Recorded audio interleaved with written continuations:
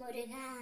என் அன்பு பிள்ளையே, இன்னும் சற்றே நேரத்தில் உன் மனம் விரும்பிய ஒருவரிடமிருந்து உனக்கு அழைப்பு வர போகின்றது.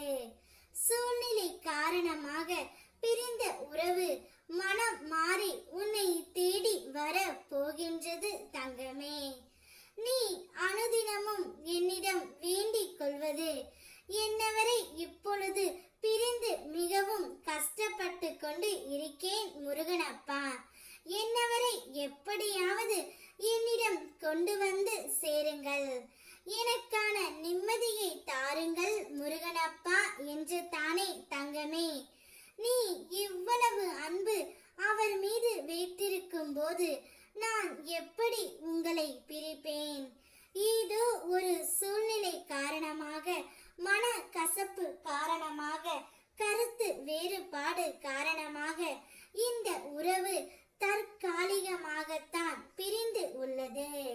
நிரந்தரமாக பிரிய உன் அப்பா என்றுமே நான் விட மாட்டேன்.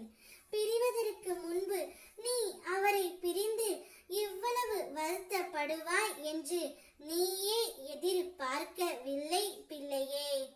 ஆனால் பிரிந்ததற்கு பிறகு ஒருவருக்கு ஒருவர் எவ்வளவு அன்பு வைத்து இருக்கின்றீர்கள் என்பது தெள்ள தெளிவாக புரிகின்றது.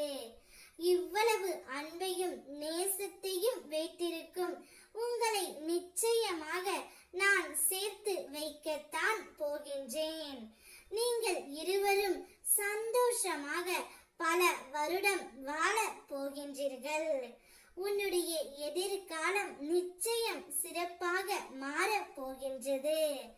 இன்றைய சூழ்நிலையை மனதில் வைத்துக் கொண்டு வாழ்க்கையை வெறுத்து போய் இருக்கின்றாய். இந்த நிலைமை கூடிய விரைவில் மாறவிருக்கின்றது பிள்ளையே. அனைவரும் முன்னிலையிலும் நீங்கள் சீரும் சிறப்புமாக வாழப் போகின்றீர்கள். இது இந்த முருகன் அப்பாவின் சத்திய வாக்கு. அவரே மனமாறி உன்னை தேடி வருவார். அதற்கு முன்பாக இன்னும் சற்று நேரத்தில் உனக்கு அழைப்பு விடுப்பார். நிச்சயம் அவரை ஏற்றுக்கொண்டு மகிழ்ச்சியாக நீ வாழ வேண்டும்.